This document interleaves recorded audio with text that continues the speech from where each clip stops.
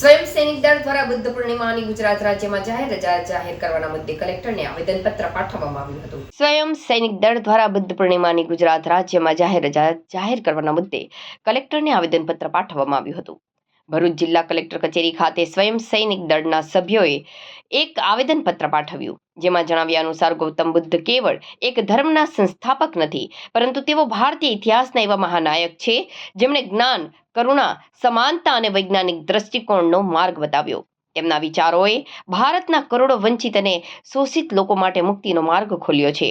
ત્યારે આ મહાનાયકની બુદ્ધ પૂર્ણિમાની રજા જાહેર કરવામાં આવે તેવી માંગ કરવામાં આવી છે. ગુજરાત સરકાર દ્વારા વર્ષ 1979માં બૌદ્ધ, મુસ્લિમ, ખ્રિસ્તી, શીખ, પારસી અને જૈન સમુદાયોને ધાર્મિક લઘુમતીનો દરજ્જો પ્રદાન કરવામાં આવ્યો છે, પરંતુ બુદ્ધ સમુદાય માટે બુદ્ધ પૂર્ણિમા નિમિત્તે જાહેર રજા ફાળવવામાં આવી નથી. ત્યારે બુદ્ધ પૂર્ણિમા નિમિત્તે જાહેર રજા આપવા સાથે 7 જેટલી માંગણીઓ સંતોષવામાં આવે તેવી માંગ કરાઈ હતી. મારું નામ મનહરભાઈ છે અને હું ભરૂચ જિલ્લાના માસરોડ ગામનો વતની છું.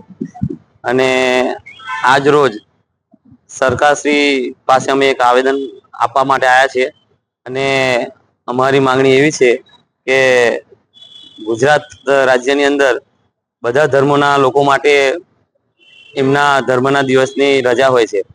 તો અમારી માંગણી એવી છે કે અમે બુદ્ધિસ્ટ લોકો છે, તો બુદ્ધ પૂર્ણિમા અમારા માટે વિશેષ છે, કારણ કે આજના દિવસે બુદ્ધને જ્ઞાનની પ્રાપ્તિ થઈ અને વિશ્વના ફલક ઉપર પણ આપણા દેશને બૌદ્ધિસ્ટ દેશ તરીકે ઓળખવામાં આવે છે.